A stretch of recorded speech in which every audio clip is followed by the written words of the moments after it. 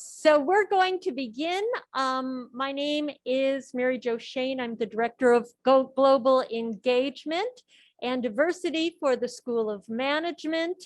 On behalf of myself and the DEI Steering Committee for the School of Management, who I will introduce at the end of the program, I want to welcome all of you to our first DEI in the Workplace event for 2020, Impact and Opportunities in the Latinx Business Community in celebration of Latinx Heritage Month. So welcome to all of you. And I'd like to now introduce the Dean of the School of Management, Gerhard Eppefeller.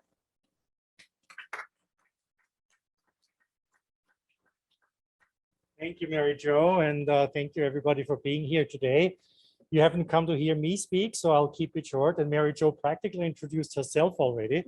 So let me just give you a little preview. In a few moments, you're going to hear from our own Dr. Mathew Feinup, the Executive Director of our Center for Economic Research and Forecasting, on some phenomenal research that he has done that basically sets the stage for our topic today. It shows you how important the Latino cohort is for our economy. So that we are talking today about DEI in the workplace with the focus on impact and opportunities in the Latinx business community is very fitting. The timing is perfect, and it's also very fitting for us as a business school in Southern California. Let me also give you another piece of information. Just last week, we looked into our ethnic distribution in the School of Management for the graduate programs, and we saw something surprising. So surprising that we had to look at the numbers 2 or 3 times to make sure they are right. We found out that among our graduate domestic student population, more than 60% are Latino. It's an amazing surprise for us. We should have known, we didn't. I admit we didn't pay attention to it, but now that we know, I promise we're going to live up to the responsibility that comes with that. So thank you for being here tonight, and I wish you a great event. And with that, back to Dr. Shane.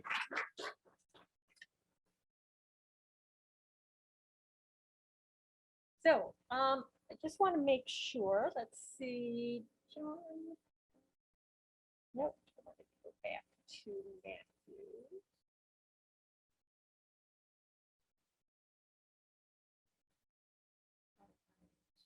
Okay, so let me next welcome up Mathew Feinup.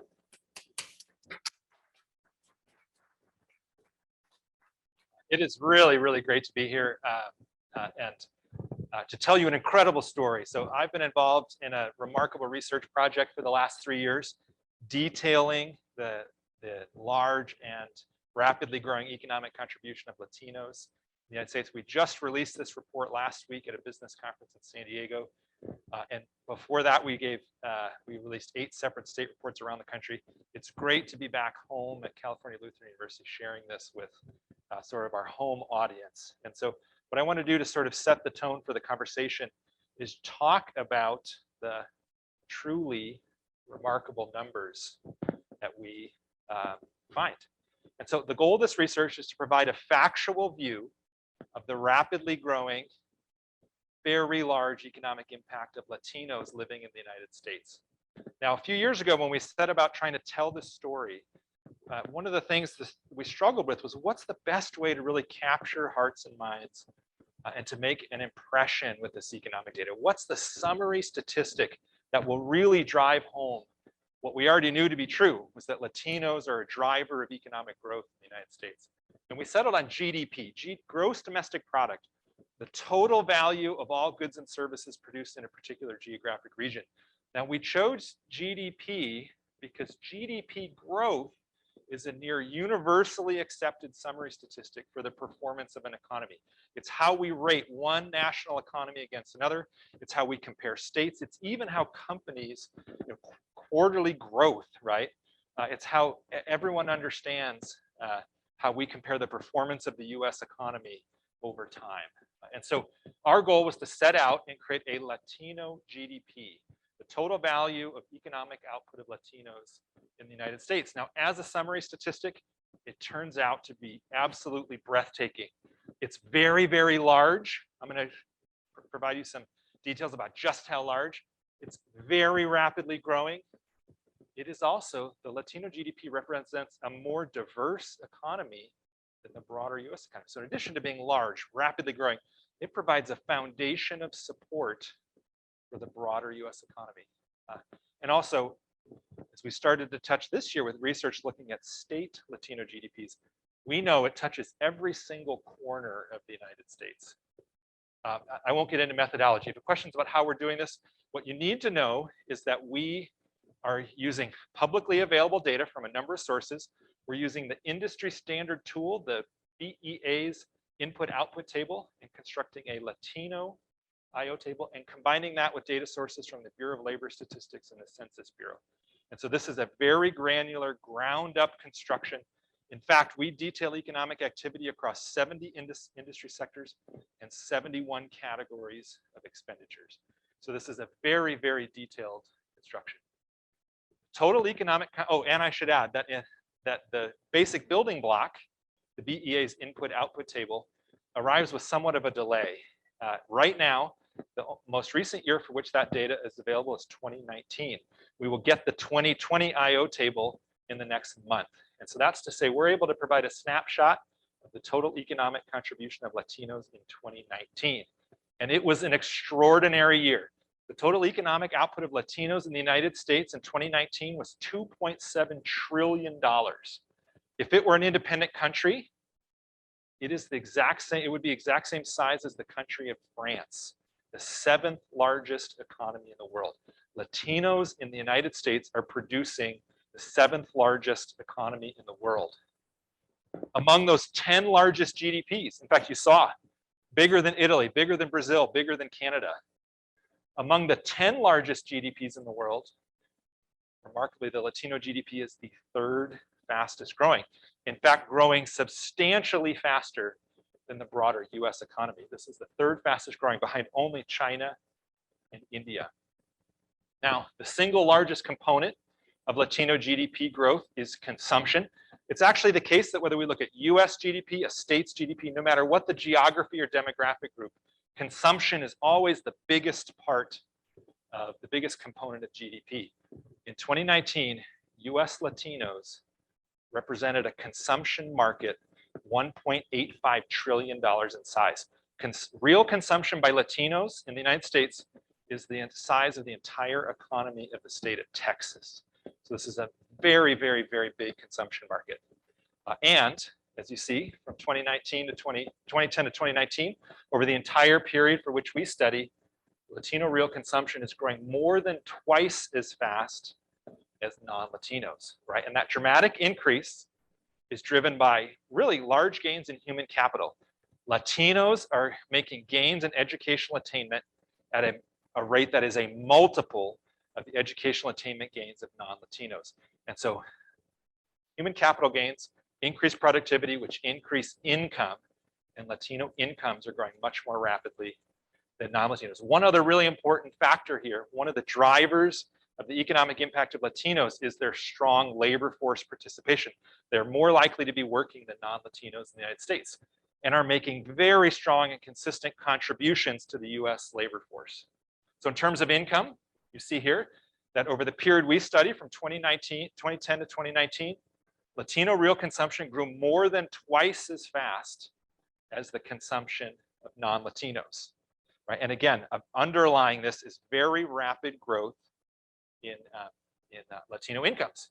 Educational attainment growth, the rate at which Latinos are earning a bachelor's degree or higher in education is growing at a rate nearly 3 times the growth of educational attainment among non-Latinos. And then Latinos are much more likely to be actively working. In 2019, the Latino labor force participation was 68.2%. Latinos in the US were 5.5 percentage points more likely to be working than non-Latinos. And a big part of this story too is that Latinos are younger on average. The Latino cohort that we're documenting here, the one that is a driver of economic growth in the United States, is primarily the US-born children of a wave of immigrants that came to the United States in the 1990s. They are now graduating high school. about 1 million a year in the United States and entering the US labor force. Again, 29.5 median age of Latinos compared to 40.6 of non-Latinos. And as a result of that, despite being just 18.5% of the US population, Latinos are responsible for more than 70% of the growth of the labor force in the United States since the Great Recession, right? A group that's less than 1 in 5 responsible for almost 70% of the total growth of the labor force. Now, the importance of labor force growth cannot be overstated. The United States is at a unique position in time demographically because the Federal Reserve estimates that next year, 2022, mostly non-Latino baby boomers will retire from the labor force at the highest rate for the last 10 years or the next 10, right? So the retirement of baby boomers is peaking, and they estimate that next year, 350,000 baby boomers will be leaving the labor force every single month. That is to say that the United States faces a dangerous shortage of workers. Right? If we use simple growth accounting, we actually believe you need normally about 200,000 additional workers added to the labor force every year to support modest GDP growth, on the order of 2.5%, 3%, like we've enjoyed since World War II. And so we face a dangerous shortage of workers. It threatens the US economy's dominant position in the world. And yet, Latinos are already mitigating the impacts of this dramatic demographic trend. Now, interestingly, when we look at 2019, we are relying on what we already know to be an undercounting of Latinos in the United States. So the figures that I'm sharing with you, 2.7 trillion. First of all, that is only the economic contribution of self-identified Latinos, right? People who fill out a census survey and identify as Latino. If they don't identify, it's not captured here. So the economic impact of Latinos is at least as big as what I'm describing to you here today. In addition, we just got initial numbers from the Census Bureau from the 2020 decennial census. Now, the way the census works, many of you spoke with a Census Bureau official or filled out a survey in the last year, is every 10 years, they try and canvass every household in a particular geographic area. And this last year, the Census Bureau engaged in a much more aggressive canvassing of traditionally underrepresented groups in the United States. Now, every year between the decennial census, they do a 1% survey, and then they estimate population changes based on that small sample size. Not surprisingly, because of more aggressive canvassing, the 2020 decennial census changed our understanding of the number of Latinos living in the United States. They found 1.5 million additional Latinos who were already living here, right? And we know that that's an undercount, right? So now if we go back and we adjust the 2019 population, which our estimate is based on, to reflect these additional Latinos we now understand to live in the United States, the real 2019 Latino GDP calculation is actually 2.8 trillion, right? And so this is an extraordinary story about the dramatic economic contribution. This year, so this is the third time that we've produced the annual Latino GDP report. This year we added 8 individual state reports, and we know this. This was really about detailing what we already see around us every single day living here in Southern California. Living every day with the tremendous foundation of support that Latinos provide in California. Well, the 2018 California Latino GDP is $707 billion, right? That's larger than the entire economy of the state of Ohio. Right? A huge effect that we live with right here in Southern California. Again, the largest component's consumption. Real consumption by Latinos in California in 2019 was nearly $500 billion, right? So a tremendous consumption market here. Interesting, I made the claim earlier that the Latino economy is broader and more diverse than the US economy. There's less concentration in particular industry sectors. This is for California, but this plays out on the national stage. You see here that there are 7 of 15 industry sectors where the Latino share, the industry share of the Latino GDP is larger than the industry share of the US. That means Latinos are overrepresented in things like non-durable manufacturing, transportation and housing, the most rapidly growing industry sector in the United States right now.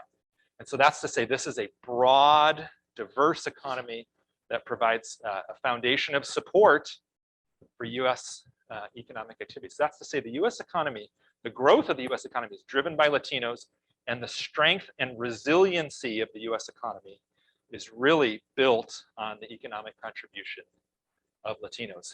And again, to give you a sense, here in California, I mentioned the strong contributions to population and labor force for the US. From 2010 to 18, population growth among Latinos here was 4 times that of non-Latinos in California. If we go to there's places like the Central Valley where it's even more dramatic. Statewide, the growth of the labor force, Latino labor force, was 13 times the growth of the non-Latino labor force.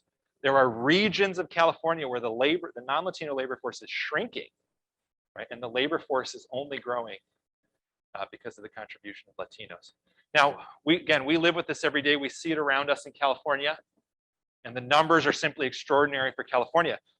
One of the things that's kind of tempting is to think, well, okay, we understand the economic contribution in California. We see it in Arizona, Texas, Florida, right? That this is a phenomenon maybe that's restricted to a very narrow geographic region of the United States. So what I show you here are the 10 largest states by Latino population. Now I want you to guess, where are the fastest, the most rapidly growing Latino populations? Which states actually have the fastest growing Latino populations? Is it in these 10 states? Where on the map do you think that growth is happening? Would you believe that it's Idaho, North Dakota? Would you believe that it's Tennessee and Kentucky, right? That is to say, where you find, by the way, Idaho right now, one of the strongest economies in the United States in the last 12 months, right? Latinos are the drivers of economic growth. Tennessee, robust economic growth the last few years. Latinos are the drivers of economic growth across every corner of the United States. And so this is really a story that we think touches every place. Yeah, you can.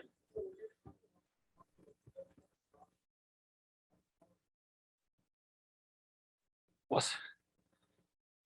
so the point of this slide actually is that these are jobs of every single type, right? These are jobs from, so generally speaking, leisure and hospitality has lower average salaries than other industry sectors, right? Non-durable manufacturing is one of the highest paying sectors in California, right? Transportation and warehousing, these are actually, these are upper middle class, these are middle class and upper middle class jobs, skilled labor. And so that's to say, from bottom to top, Latinos are taking roles in industry sectors, low paying, middle paying, high paying, right? And that doesn't surprise us, right? When you see. So again, like in Ventura County, non-durable manufacturing is the single largest, single highest paying, even higher than finance. Yes, finance and information and technology are 2 of the higher paying ones, and you do see that those are lower representation there, right? And so, obviously, that's partly why we're here right now, talking about in a business school about possibly changing that dynamic. All right, and that's all I had for you tonight. Thanks for your time.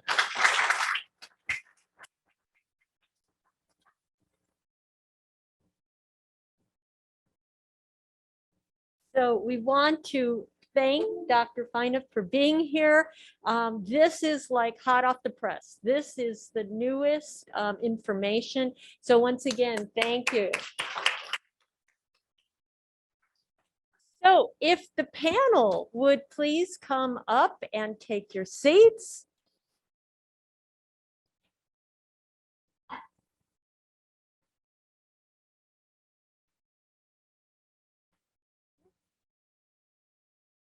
All fired.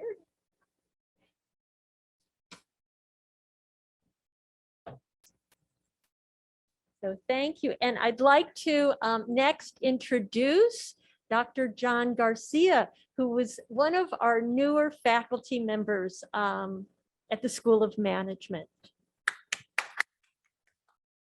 Sorry for that intermission there. And I want to just thank you all for joining us tonight. You're all making an investment of your time. And so thank you for making that investment in yourself and joining us tonight on this fabulous panel discussion that we're having this evening around diversity, equity, and inclusion in the workplace. And specifically, today we'll be talking about some of the experiences some of our panelists have had in the workplace. And really the goal for today is to hopefully you walk away with something, maybe a new perspective, a new idea, or a strategy that can help you in your own careers as you enter the workplace. And so the format for today, what we'll do is we'll start with a few quick introductions around the panels. And then we'll then go through some questions that I'll have to tease out some of the key themes related to DEI in the workplace and some of the high-level themes we should be thinking about as we think through how diversity, equity, and inclusion impact the workforce and how businesses can thrive through additional diversity. So we'll think through that and some of the strategies. And we'll start first with a few brief introductions. And with that, I'll start with myself. So if you see me on my phone, I'm not checking my Twitter feed. I'm actually moving the slide. And so I'll start with myself. I'm Dr. John Garcia, one of the newer faculty members of the School of Management. And I'm actually new to academia. I started in academia 2 years ago. And before that, I worked in industry for 21 years. Most recently, I was working at Toyota, where I spent 15 years in various finance and analytics executive roles. Before that, I was with Ernst & Young. And as far as my education, I am a first generation college student. Both my parents were immigrant workers from Mexico. I grew up here in Southern California and in Mexico. And I always valued education. And through that, I did earn a bachelor's in business administration from Cal Poly San Francisco. I also have a master's in accounting from the University of Notre Dame, and a master's in predictive analytics from Northwestern. Most recently, a doctorate in business administration from Creighton with a focus on finance and accounting, finance and analytics. And I'm also a CPA and a certified analytics professional. And so I'm joined by some fabulous panelists that are gracious enough to share their time with us. And we can see them all in the back over here. You can see they're all smiling. You can't see them smiling all, except Raphael, you can see him smiling. But the rest of us, we are smiling. The other thing you can tell is they all had a great hair day on that picture day. But me, not so much. I had a pretty bad hair day on that day. But let's go ahead and introduce our great panelists. And we'll go in the order from left to right over here on the top here. So Raphael, you want to start first? It's been great to be here. I'm very proud to be here, actually, and I want to thank to all the organizers for give us the opportunity to talk and be with everybody here, and in a way as a channel to communicate between students and us. So I'm going to start talking about a little bit about my background, and everything started back in around 2012, but it was in August in 2019 when I became a U.S. citizen. I realized my dream of being a U.S. citizen, and it was really important for me. And I got married in 2014. And my husband and I moved from New York to LA. And when I was officially welcomed to the United States of America, I remember my oath, and I have to admit that it makes me feel a little like sentimental, I guess that's the word.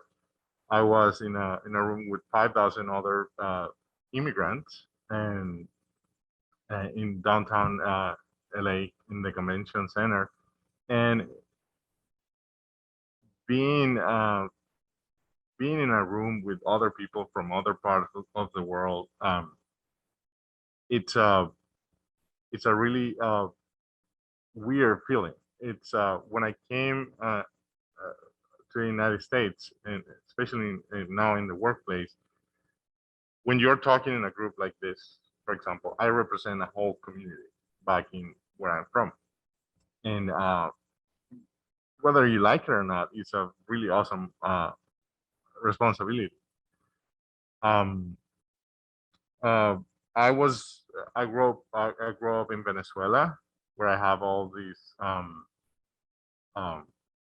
challenges to get education and pursue dreams. My country has been in decline for a few years, and I don't know if you've seen the news, but I'm glad to be here, and I'm glad to be today talking to all of you and give my perspective, because perspective is exactly what we're going to talk about today.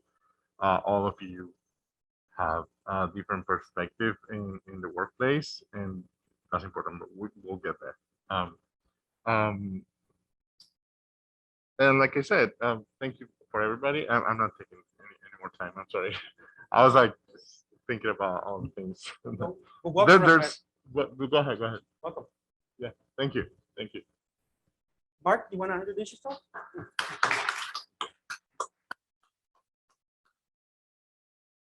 To follow up on, but I'll keep it short. My name is Mark Garcia. I'm the Chief Financial Officer for Fresco Produce International.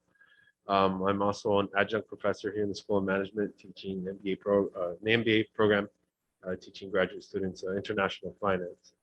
And same like Rafael, I'm very proud to be here and included in this, to be able to share my experiences with you guys in my professional workspace, not only at my current job, but also here at the university. So thank you. Don? My name is Don Padilla. Can you guys hear me okay? Don Padilla. I was in the financial service industry for about 20 years, and I sold my company a few years back, and I completely started another company in the entertainment industry.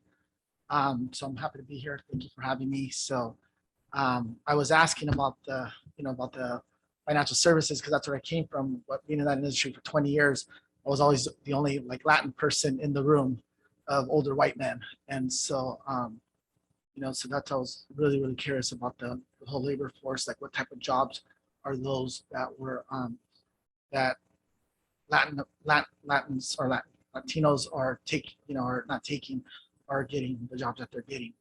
But I actually started Cal Lutheran about 12 years ago, and I didn't intend on getting my MBA. What I did the program for was the certification as CFP.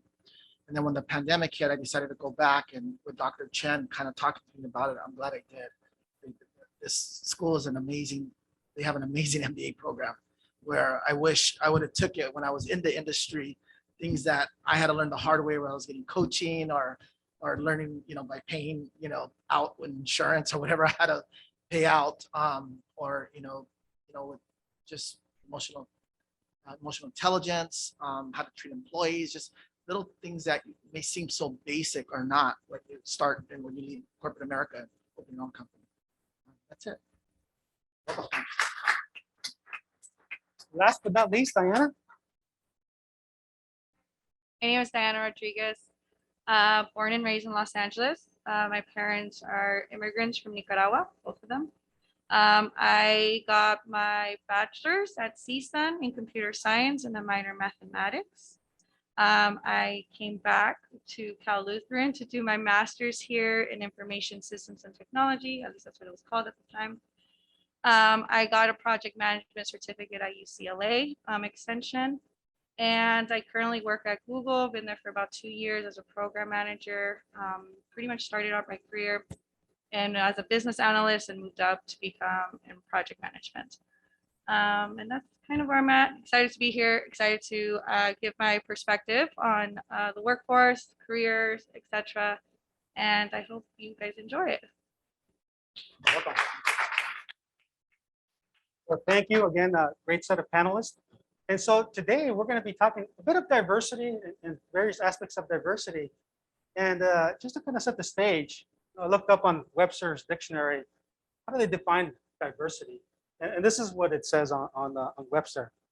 It's the condition of having or being composed of differing elements. Kind of a obscure kind of definition.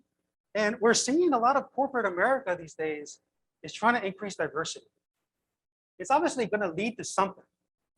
So I'm going to be, throughout today's session, I'm going to be asking you for your input. So I know all of you have a cell phone close to you. I know that. I've seen it in my class, and I'm sure everybody, it's like a new limo. It's kind of growing out of us, a new phone. So bring out your phone, and here's what I'd like you to do. And I'm going to be asking for your input. So if you can either go to menti.com and enter this code that you see there, or you can scan this code. And then on the chat room, there's going to be a direct link that'll be posted here. So you should see that in the chat room if you're on Zoom. If you're here in person, you can go ahead and scan that or enter that voting code on menti.com. Okay. So again, you'll want to leave that open. I'll ask a few questions. And so let me give you a second to do that. If you didn't do it already, you can see the code still up there on the very top. So here's a question for you. As you think about it, diversity is leading to what? So what word or words come to mind as you think about completing this sentence? Diversity leads to blank. Fill in the blank for me. What's a word or words that come to mind? Go ahead and type it in.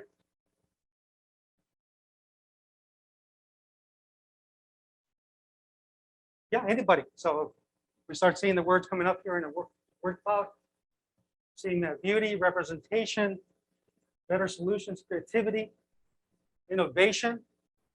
The bigger the word, the more we're seeing of that. Inclusion. So these are all things that we're expecting that diversity is leading to. And so there's no one right answer. By the way, all of this is anonymous. So whatever you say will be anonymous. I didn't know you can actually put an emoji there. So that's new to me. So thank you for your participation on this. And as we now reflect on some of this for ourselves and what it means to us and what it leads to, I want to ask the panel here. So what are some of the personal experiences that have influenced your thinking around diversity, equity, and inclusion, and have motivated you to be an advocate for change? So I think, DEI started for me at CSUN, to be honest, which I didn't know. I joined the groups and organization called SHIP, which is a Society of Hispanic Professional Engineers. And I joined SWE, which is Society of Women Engineers. At the time, I actually didn't know those were actually DEI related groups. And so when I started out in my career, I realized that I didn't see many like me. So I'm a double minority. I'm a female and I'm a Latina. And in the tech world, that's very hard. It's very discouraging, very intimidating, and to be honest, quite frustrating. So at the time when I started off my career, I wanted to make sure I would be able to make a change and advocate for change. So what I did actually, for example, when I started at Google, they mentioned to me during orientation that they had these employee resource groups. So it's kind of similar to the clubs and organizations in college. And at the time, I joined OLA, which is the Hispanic and LatinX resource group. Also at the time, I was lucky enough, there was actually a summit that was happening within Google specifically for Latinas. It was just for Latinas. I joined the summit. And I remember there was the co-founder, the CEO and co-founder of an organization, nonprofit organization called Latinas in Tech, who gave a speech about what she expects her organization to go and grow. I was very intrigued on what she had to say, and I wanted to be part of it. So I took a chance and I just emailed her. I had her email from that summit. I emailed her and I said, how can I help? Well, now it's almost 2 years later, I'm still part of the governing board of directors. So I actually am part of the directors for that organization. And we're constantly trying to make changes, provide resources for Latinas in tech so they are able to have a career in tech and not be discouraged, not be intimidated, etc. So I think for me, what motivated me and to advocate for change was my experiences being in college, starting my career, not seeing my kind, and being able to make sure that other people understand that there is a support system out there and that there is organizations and groups that are willing to help. It might be hard because you might have to look for them. Like I didn't know about these groups until luckily I found them. So, but they are out there. So I definitely recommend to do your research.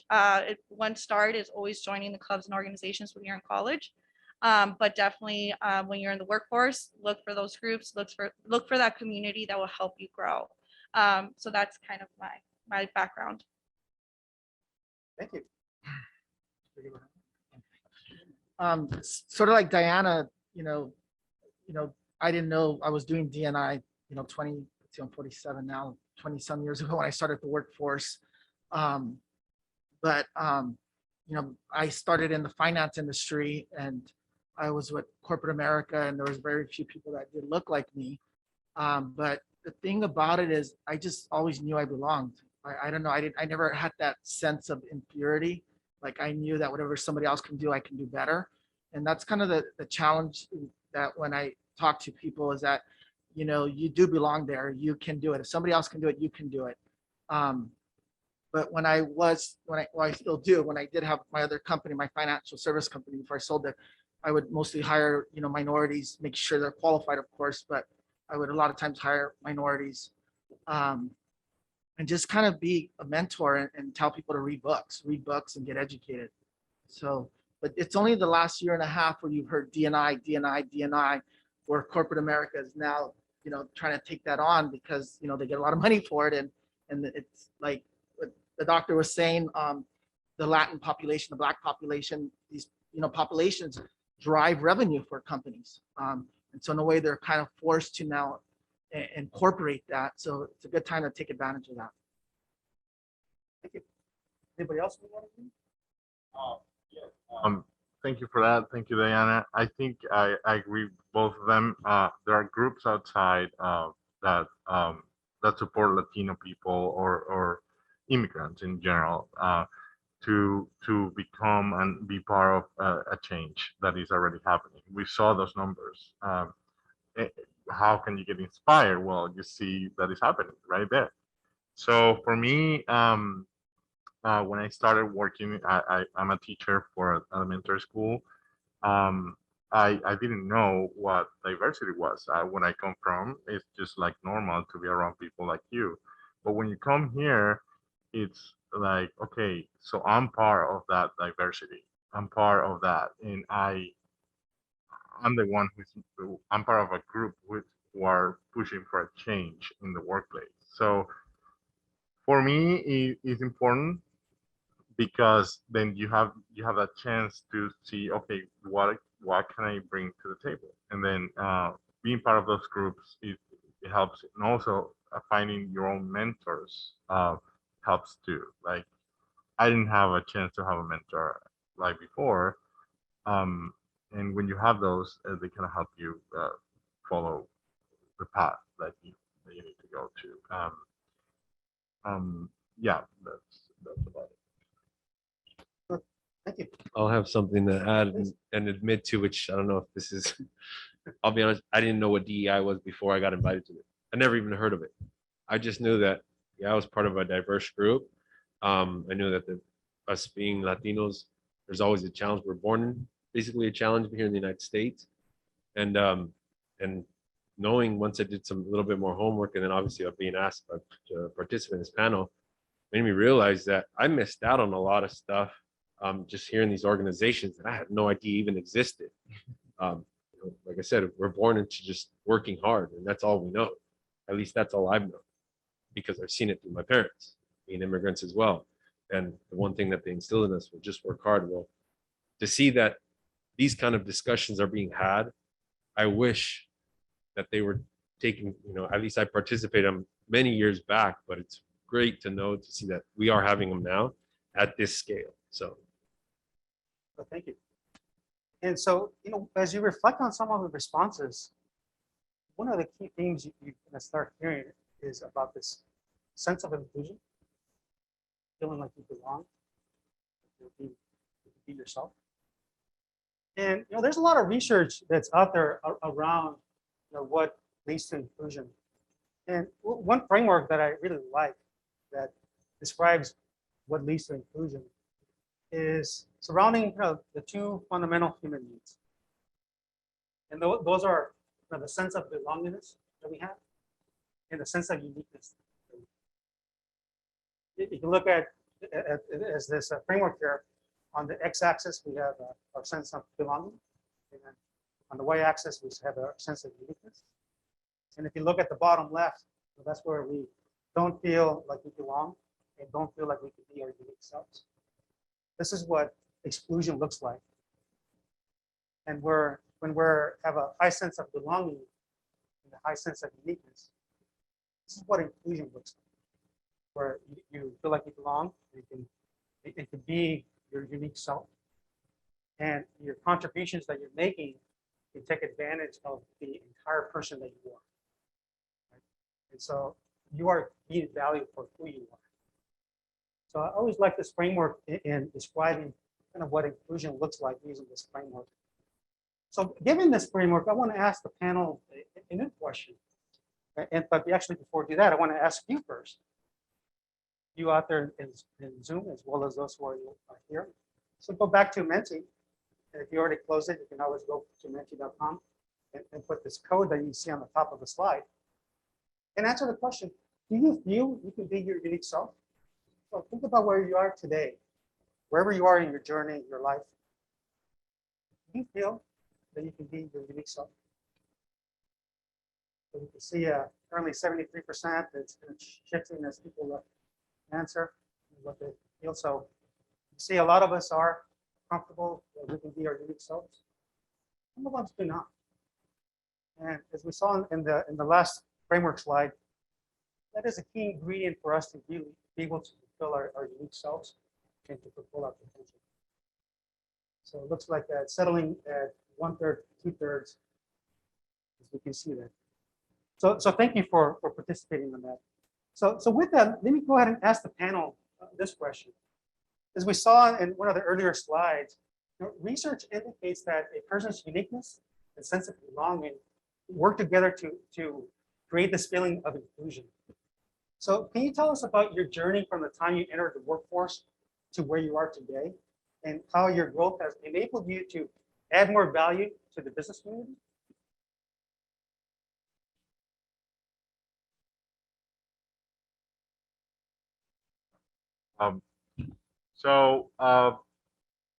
I think it is really important.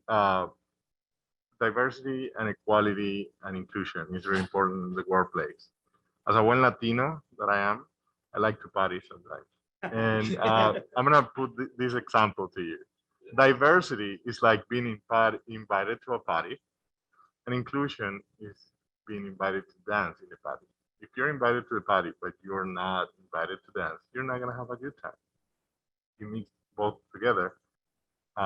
If you've been invited to dance, then you're gonna have the time of your life. So I think it's important for organizations and for all of us have everything together, like for us to understand diversity and inclusion. I think also that in that question you asked for a sense of belonging. I'm gonna speak to the people that reply no. You're important. You're important because you bring a lot to the table. I cannot tell you how important you are, and I've been there. I felt at first when I was in the workplace, I said like, I'm just not gonna say anything because they're not gonna listen to what I have to say. But the reality is, yes, you have a lot to say because you bring perspective, you bring another ideas to the table, and that can solve a problem that is happening in the company and you don't know, and working with a team, you can be, oh, right, this is the perspective that Rafa brings to the table, and I needed that. We're from different part of the world. We have different ideas. We have different way of thinking. So be yourself, and of course prepare for what you want. But like, yes, that's all I have to say about that.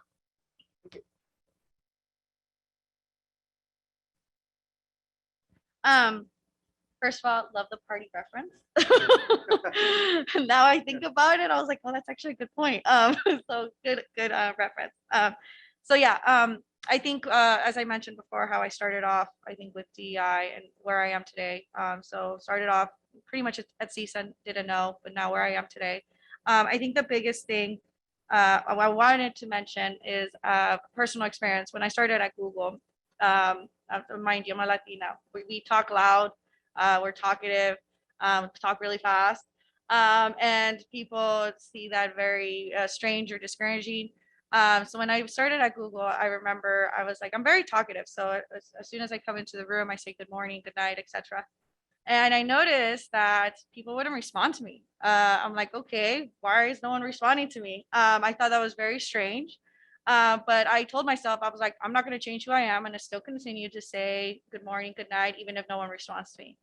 About a month or two after I kept doing that every single day, I finally got a response. I started to get responses back. And I thought that was such a heartwarming feeling at the time, because I'm like, okay, they started to notice, like, again, a lot of people are introverts and I understand that, but to say good morning and good night is not that hard. So I was just like, come on. So I thought that was so heartwarming, and it just made me feel like I made a change in that perspective. So I just wanted to bring that, like, don't change who you are in the workforce ever. Be who you are. Of course, have good work ethics, but your personality is your personality, and you can't change that. So no matter if you're very talkative or you're very quiet, as long as you are who you are and you get your work done, I think that's super important. So just to add a little bit more about, the growth I've gone through, right? So as I mentioned, so at Google, I've joined all these employee resource groups they have. So there's OLA, there's all these different kinds. Outside of that, I joined Latinas in Tech, a nonprofit organization. But one of the things I wanted to mention, actually, because of all that growth I've learned during the pandemic. So personally now, during the pandemic, I started gaming and I started live streaming. And at the time, again, did not see many like me. So I was like, all right, I got to do something. So I started to look into these different groups and do my research and whatnot. So I am now an ambassador for Women's in Games and Organization. So they promote younger females to think about a career in gaming, because that is possible. I am a moderator for the GameHers Discord community. And I also volunteer for LatinX in Gaming, which is a nonprofit organization that supports Latinos in gaming and promotes cultural appreciation and more. So my point is, it doesn't just stop here. Like, you can get involved as much as you want to. You just have to, like I mentioned before, might have to look for it. But it's super important, and I think if you're passionate about it, to make a change.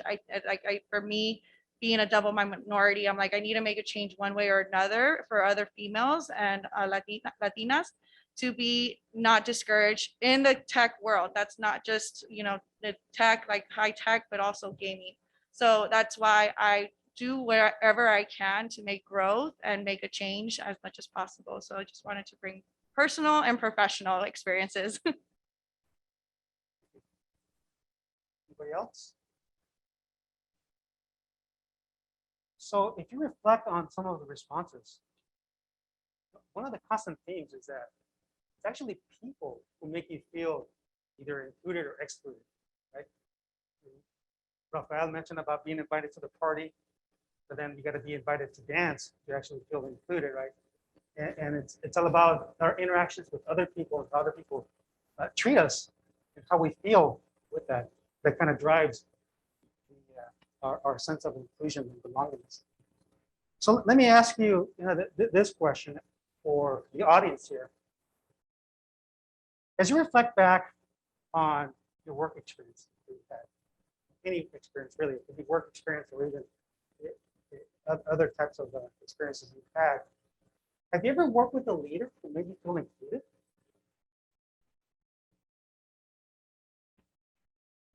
Seen a lot of yeses?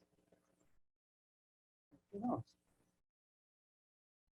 So again, it's interesting that we often feel like it's an organization that's it's not being inclusive or this entity, but these organizations are just people. It comes down to the people. So one of the constant things we've heard is that it's kind of how we feel by when we work with other people. So given this response here, I want to ask the panel, have you ever worked for a leader who made you feel included? And what did that leader do to make you feel included? When I graduated from CSUN, I was working in GNC for a little bit, but then a financial service company, or they specialize in insurance, John Hancock hired me. And it was kind of funny because there was like two agencies within this agency. There was the Korean agency, and then there was kind of like I'll say a Caucasian agency, but they were all together. And so the person that he was from Korea, he brought me on board and kind of showed me how to take a test. Because back then, it was 97, they would have tests to see if you're going to be a good candidate, like to see who your circle's around.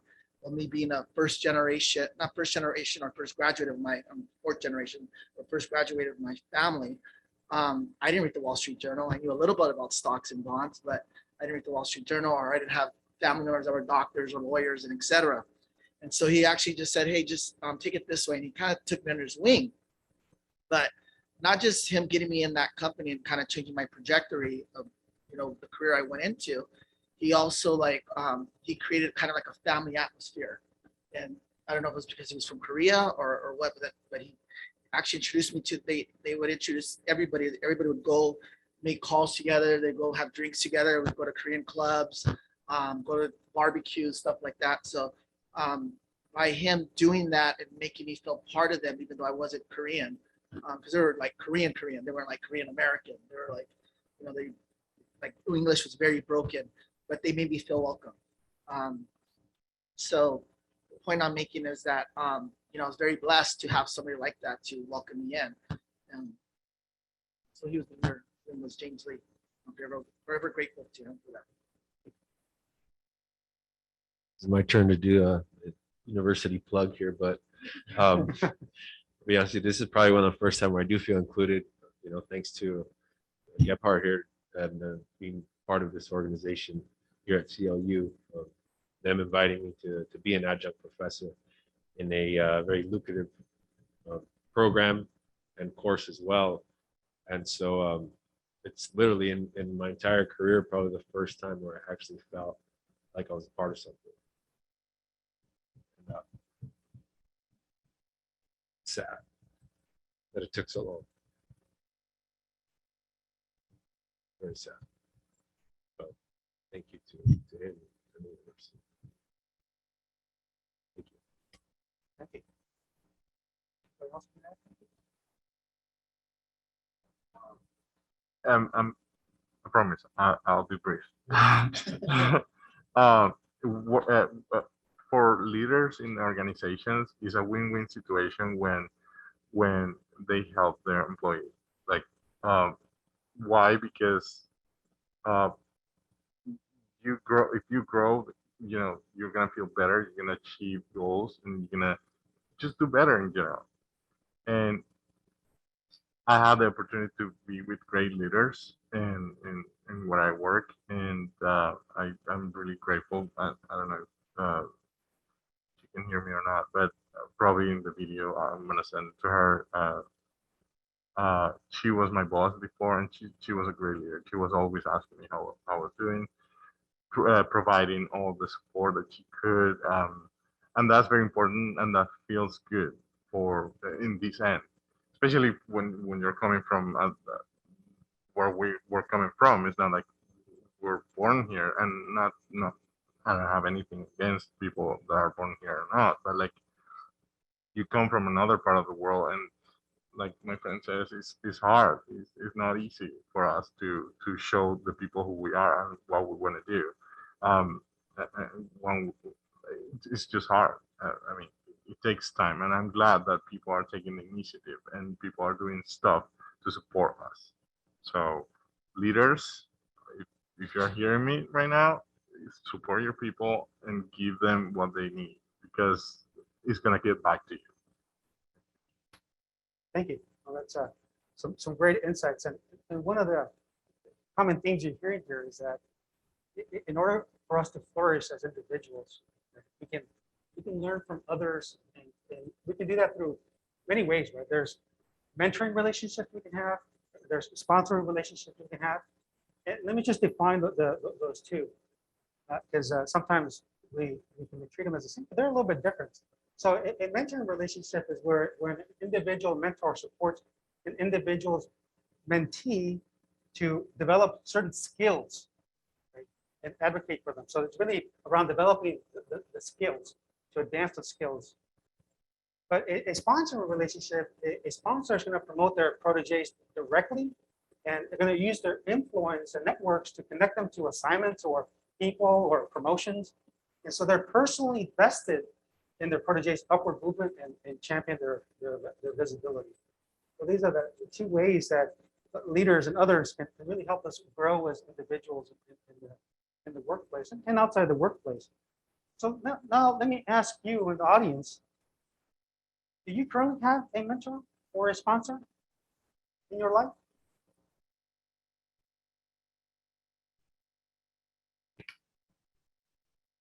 It's shifting a little bit, but it sounds like about roughly half of you do, half of you don't. Shifting a little bit, but it's like 40 or so. Yes, rest no. So again, as we'll see, sponsors and mentors are really critical for us to accelerate our learning. So with that in mind, I want to ask our panelists here our following question. And the question is, have you had a mentor or a sponsor in your career that helped promote your abilities or advocate for your growth? And if so, how did they actually help your growth? Answer that. For me, I've been very fortunate where I've always had mentors or people that helped me, but I kind of make that happen. Like whoever was successful in whatever they did, I would go to them and learn from them and take them out for drinks and party with them and have fun with them. So make them my friends. So that was kind of the key. So whoever, like if I was in a company, I'd figure out who was the most successful and I'd just become friends with them and they'd end up becoming my mentor. Even later on, I had managers, they became my friends and they put me in really high places to, in good situations to do very well. Even as I close in on 50 in a couple of years, one mentor advocate as I came back to this program has been Dr. Chin, who is head of the MBA and financial planning program, where she kind of pushed me to get a journal. I wrote a paper and it got published in a journal for Academy of Financial Services, where I got to speak on there. So even her, we need people. We can't do anything alone. So that's the main thing is, yes, you got to search for mentors, or sometimes they come to you, but I've been very fortunate that. And as I look back into getting into the financial services, because I missed that money from that industry, I am looking to incorporate that, but that's going to help a lot, her pushing me into it and actually her encouraging me and actually kind of convinced me to come back to the program, because I just thought, oh, I don't need an MBA. I'm a business owner. I hire people with MBAs, or I'll just hire somebody from Harvard or whatever the case is. But this program has been amazing. She's been a mentor to me and I really appreciate her. Thank you. So the moral of the story is look for people if you can't find them. Good moral of the story. It's very true. You should look for mentors. When I was in college, I didn't even know what a mentor was or a sponsor. Didn't even know they existed. So when I got into the workforce, out of college, so out of CSUN, I started my career as an intern, actually. I did not get a full-time job as most of my colleagues did from school. So I started as an intern, and at the time, one of my bosses actually ended up being my mentor, which I did not realize till later on in life. But anyways, how he helped me was as an intern, he quickly paid attention to my skill set. He paid attention to my skill set. As I mentioned, I got my undergrad in computer science. I was very discouraged to do computer engineering or computer programming, any type of career in that path. So I was very confused on what I wanted to do.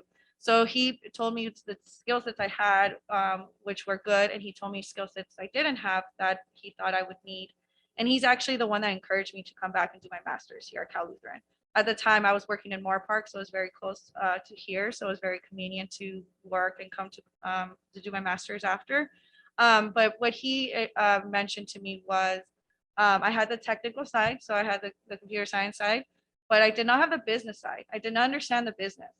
And so he mentioned, he's like, you need to learn the business and the information technology world, because once you combine those both together, you're empowered. You have a lot to work with.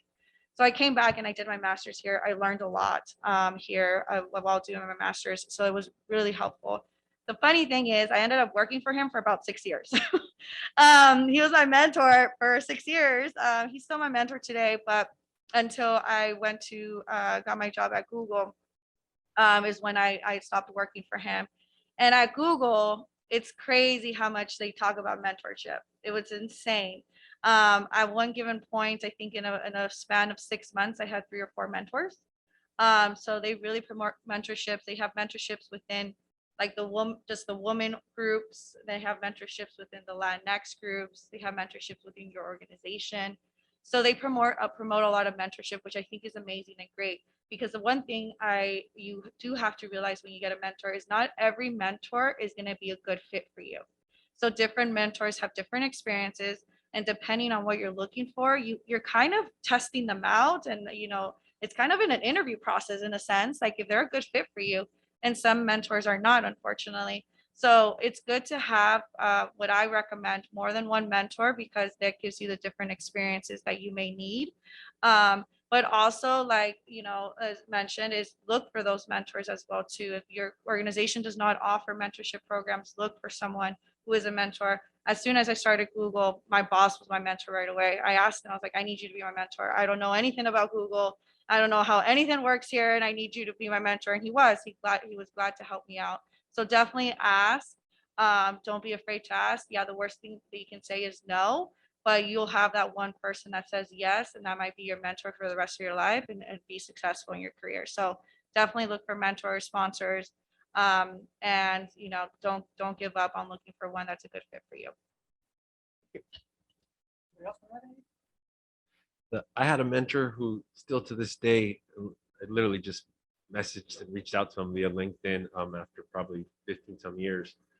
But again, he doesn't know he was my mentor, but it was one of my professors in undergrad, who's a very, very powerful man. He worked on the president's administration at that time, where he was director of the SBA. But he's small little Latino man from East LA, but with such powerful accolades, such powerful friends, and the relationships he had. He'd come to class in a 3-piece suit. Obviously, he was a banker. And when I saw that as soon as he stepped in first day of class, and he basically laid out his resume of what his background was, that's the day I realized I want to be like that. I want to not only be successful in my career, but I want to go back and teach and have my students learn and know how I got to where I got there. And again, I haven't seen this man since early 2000. And I literally, before this, sent him a message saying, hey, I'm going to be part of this discussion. And one of the questions is about having a mentor. I haven't talked to him since, but everything that I've done through my career has been to mimic that person. So even though I never talked to him, even though I haven't seen him, his influence on me left an impact, which again, I lived my entire career just trying to get to his level. My end game for my career was to start teaching just like him sort of later on in his career. Again, I just so happened to have the opportunity to start it 25 years too soon before I retire, but here we are. And that's what got me to, honestly, I feel, to where I'm at today. Thank you. And you know, one of the constant themes you've heard is that they took a risk. Right? So you took a risk to go ask somebody to be your mentor. Sometimes there'll be programs, but not always, right? And so you got to take risk in your life, and this is a great way to do that. Another thing, I'll let you into a little secret here. People like helping people. So when you're actually your mentor, they end up like working with you. They actually enjoy it. I mean, what's your experience been on kind of with the mentors themselves, with the feedback? Do they enjoy working with you, or kind of what was the feedback on from there? What's in it for them? The response. If My boss that was my mentor for 6 years, he knew he was my mentor, but I didn't know that. So and I remember when I had to tell him like, hey, I'm quitting, I'm going to Google. He was so devastated. But he's like, I did my job. He pretty much, in a sense, he's like, I got you where you needed to get to, and I'm so happy for you. And he still talks to me to this day. But I agree, people like to help people. Like I even tell people, like some of my friends that have kids in like college or in middle school, I'm like, you can ask me. I'm like, I will tell you, I would give you advice, because I think it's super important that people don't get discouraged. Like I have a friend right now, she her daughter is in 11th grade, and I said, why don't you just take classes at a community college and see what you like, so you don't waste time in college, waste money, because if you go down a path that you don't like, then you just wasted a ton of money. So that was an advice that I actually got from my father when I was in high school, and I think that's a great advice for people who are in high school, is take a class in college. And during community college, I did international business, by the way. Hated it. Glad I did that, because I thought that was going to be my career path. So I think that's important. So again, I think I love to offer help. I'm open. I'm an open book. Open doors. And I noticed as well, mentors love to help. Like they love to help. They love to give advice. So I agree. People love to help people. So it's definitely a warm feeling. Thank you. And so we're almost out of time. Yeah. Okay. Yeah. You guys hear me okay? There we go. So maybe just one of you guys can cover this one if you have a tip, but we had a question from online from Jamie. And the question is, what would you recommend if you can't find a mentor that is familiar to you and your situation? So maybe just any tips in general for finding a mentor if you've got a unique situation. My mentor was actually not a Latino. He was Asian. And my mentor now, he again, not Latino. He's a white male. So there you're gonna find I think 99% of the chance you're probably gonna find a mentor that is not similar to your background, but that does not mean they cannot help you. That does not mean that they cannot give you advice, give you the resources you need. So if someone is willing to help you, you explain to them what your background is, you explain to them your goals, what you envision your life to be in the future, and they will guide you. So I definitely recommend, don't be discouraged because they don't look like you, or they don't have the same background as you. They will provide the advice that you need. And if they can't, they will find somebody who will most of the time. So people know each other, especially in this, I feel like in the workforce, that there's a lot of people, a lot of connections, networking and all of that. So they will find somebody for you. So I definitely recommend, even if they don't look like you, I still say talk to them, and you will find a good fit eventually. So I definitely recommend that. There's a search engine called Google. That's a good place if you can't find a mentor, but there's books on everything. Some of my best education that I've gotten was from books I've read. Read in Google. If you can't find a mentor, but there's a book about it, I promise. Another tip would be LinkedIn, right? So people love connecting with people, and people want to help people. So look on LinkedIn. Who would you want to learn from, and reach out to them. I've actually gotten requests from, hey, I saw your profile, I'd be interested in knowing more about XYZ.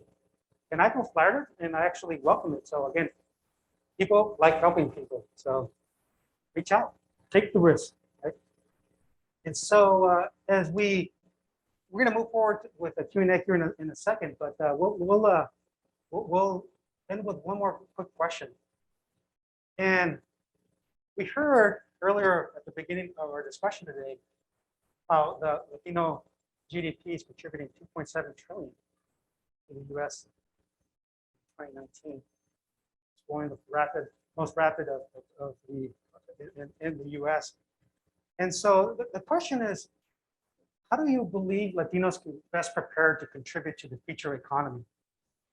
And I'll just start with a couple of thoughts, and then I'll see what the panel has to also thinks. But as I reflect on my career, some of the jobs that I took, they didn't even exist when I was in college. So what helped me succeed are really the two things: being curious and continuously learning. Because if you do that, you're going to keep sharpening the saw, developing new skills. And you're going to need new skills because the jobs that you see today may not be the same you see tomorrow. And even if they are, they're going to require different skills. So you need to continually learn and be curious. And I think we've seen that in some of the measures that were shown earlier, where Latinos have increased their education, and that's kind of what's led to additional contribution to the economy. But this applies to everybody, right? Whether you're 10 years old or 80 years old, whether you're brown or black or in between, right? It applies to everybody. So I'm curious to hear what the panel thinks on any additional thoughts on this topic. Kind of said it best: education, whether it's formal or self-taught. Like I said, there's books, there's Google, you can learn anything. And also, like you also nailed it, I'd say a growth mindset, being curious and wanting to grow, and not just wanting to continuously grow no matter where you're at. And, just to kind of piggyback on the thing about mentors is that, yeah, mentors, they love feeling good. They love, make some kind of like Maslow's hierarchy of needs. When you hit a certain point, you want self-actualization. It feels good to help people. And currently I'm a coach at Reseda High School, and just kind of talking to the kids, it's kind of a lower socioeconomic area. They don't know that they could go out and do whatever they want. And just me telling them that, I'm not just coaching them on volleyball, I'm giving them more life skills. So, but education and the growth mindset. What you cannot see. So go out, research, and find, prepare. Is what best I can say. Revivals. I went to Canoa Park High School. So just because we're seated in Canoa Park. Anyways, I was gonna say yes, definitely education. But the other thing is, as I mentioned before, there's organizations. Latinas in Tech, Tequeria. There's tons of different organizations that help you and give you different resources. I think Latinas in Tech does a panel event every week, I think, since the pandemic, all different types of subjects, finance, tech, everything. So definitely look into those. And then the other one, like you mentioned, is LinkedIn. Network. Network is super important. Network because you will find, somebody that wants to help out. And once you help out one person, you help out another person, and that's how we grow together. So definitely network. And like you mentioned, LinkedIn is a great resource. So I definitely recommend that. Thank you. So again, Grace, some great insights were at time. So I'm gonna actually move forward to our Q&A section. So we'll spend 10 minutes on this. And if you're in the audience, feel free to raise your hand, and we can get you a microphone to ask the question. If you're online, go ahead and submit a question on Zoom. And while we wait for these questions to come in, anybody want to share a current book they're reading or a podcast that they've listened to that's interesting that you want to share with the group? To a lot of Twitch streamers podcasts right now. Since it's Latinx Heritage Month, so a lot of people are doing podcasts, personal experiences, and how they got into the workforce. So, streaming right now is kind of a big deal during the pandemic. So I got into that.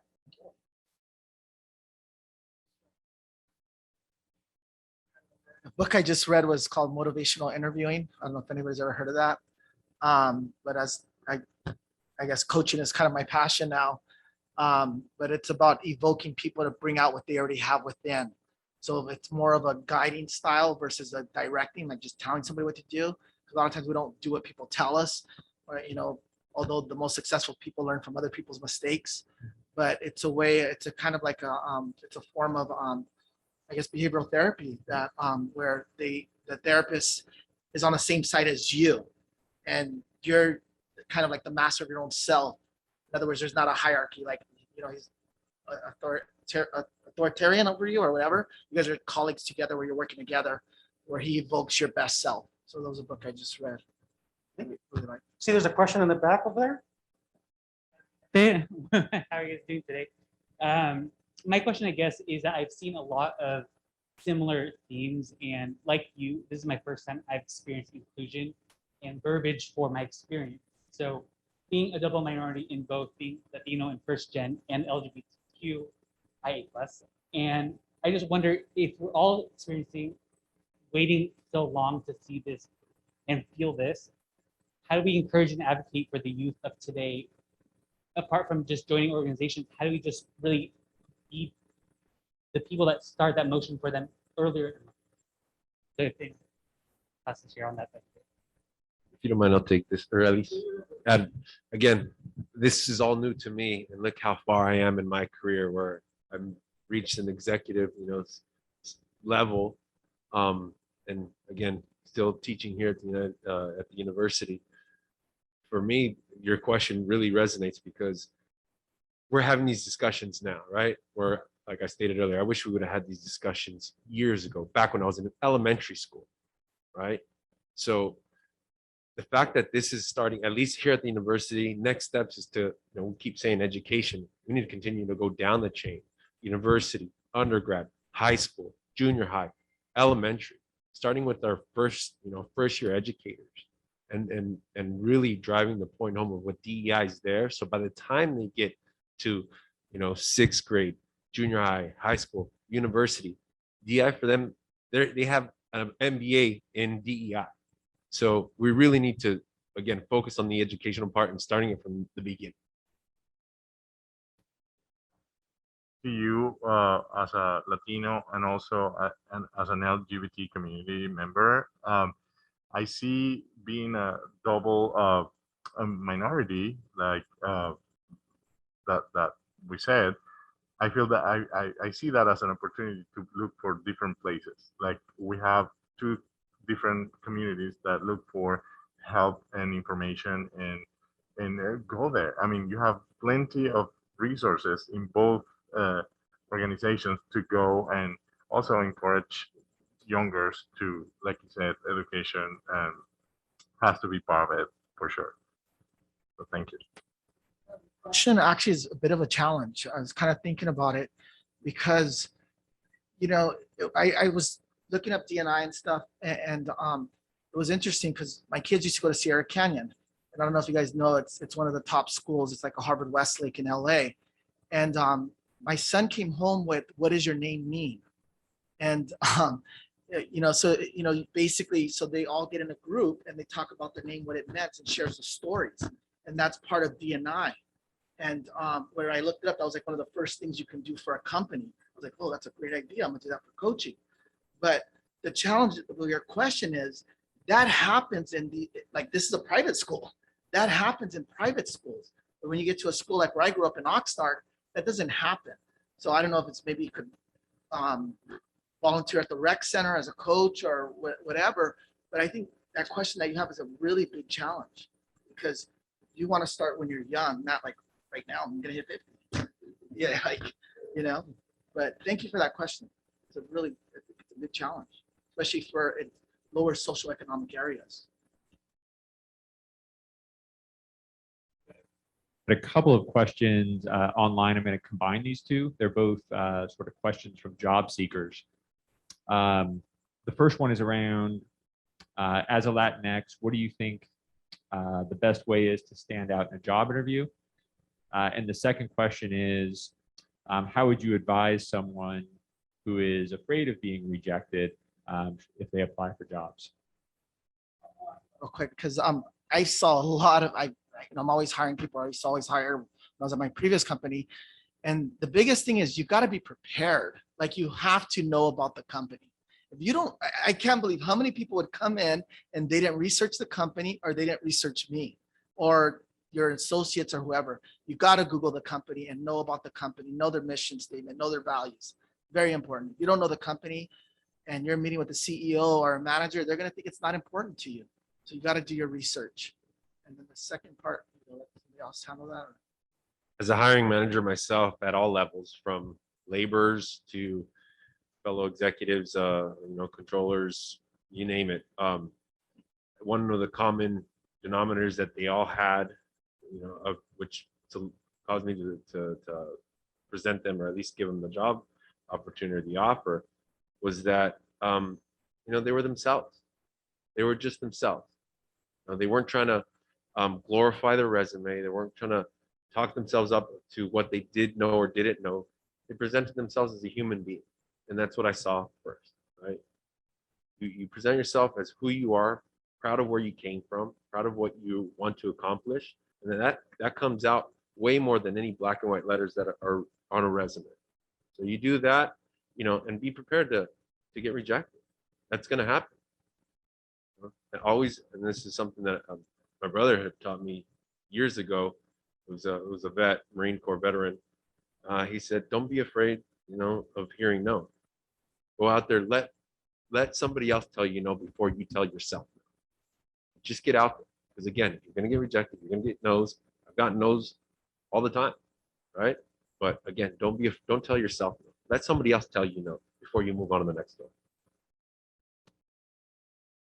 I was gonna say one thing someone told me as well was besides being prepared. So actually talking about being prepared, what I did before I applied to Google was I actually paid someone to do my resume. I know it might sound weird and intimidating, but I am not a good resume writer. Resumes are hard. So I actually have had someone work on my resume, worked on my LinkedIn, and I applied and I got an interview, got the job, etc. So I think it's important and there's people that will help you just do resume writing and you don't have to pay for it, but I'm just saying, I think that's one thing I would recommend is have someone review your resume. Review your resume, review your cover letter, because some companies really care about that a lot, especially cover letters, which is crazy, but they do. So definitely I recommend that. And then, yeah, the fear of rejection. I got rejected, I don't know how many times. Before I applied to Google, I applied to thousands of positions at Amazon, and I got rejected every single one. So rejection happens. What you can't do is give up on yourself. What you can't do is be intimidated, because the rejections will happen, but eventually you will get there. And my dream job was to work at Google, and I knew I was going to get there one way or another, and it happened. So it might have taken me longer versus somebody else. So like when I went into orientation, there was so many people out of college, and I was like, how did they get this job and I didn't out of college? This is not fair.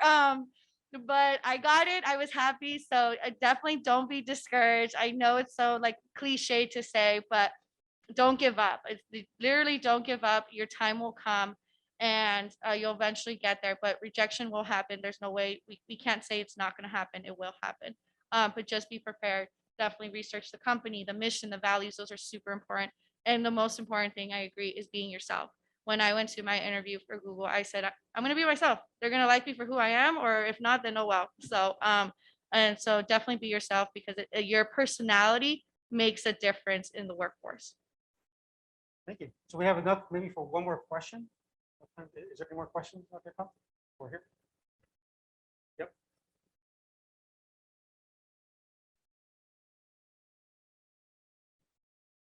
All right. It's not really a question. I'm Josephus TC Emily, graduate of the MSQE program, and I'm kind of glad to be a part of this gathering. I just been motivated and I just kind of have that open mind to the discussion. It has kind of helped me. I don't really know how to kind of place it because initially when I got here, I called Lou from the orientation. I was like, I'm in the wrong place because I look around. Initially, I was like the only African, and I'm the only Black.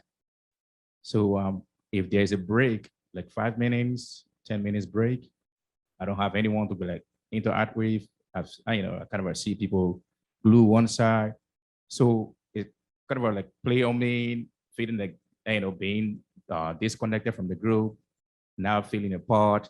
And even when we started school in the MSQ program, we met many students, but I'm the only Black as well. We like 6, 7 in class. So initially when there is also a break, because the classes actually go from 6 p.m. to like 10 p.m. So we get like 10 minutes break. And when we come out, students will get one side. So it kind of like compelled me to just take my phone and be up by myself and sit on the phone. So I was like, am I in the wrong place? What am I doing here? It's kind of a try to like break me down to like giving up. And like she mentioned, I was able to reach out to my professor, Dan Hamilton, who's my director, Mathew Feinup, and it made me to kind of feel part. They were able to reach out, talk to me, and make me to understand some things, make me to feel of being part of the MSQ program, and not to the kind of feel isolated. And thank God also for Dean Rollin, who is at the Center for Global Engagement. He kind of bring things, connect pieces. So with this discussion and what I've gathered, it make me to actually be able to explore more and not to give up, not to feel isolated. So I just decided to bring in that point. Thank you. We appreciate it. Yeah. Thanks. Welcome. Yeah. So we're almost out of time. And so one of the things that I want to make sure we do before we break is that we get your input on a survey that we have on Menti. So if you can just take a moment on Menti and complete this, but as you do that, how about a hand to our panel? Great job. Yeah, great insight.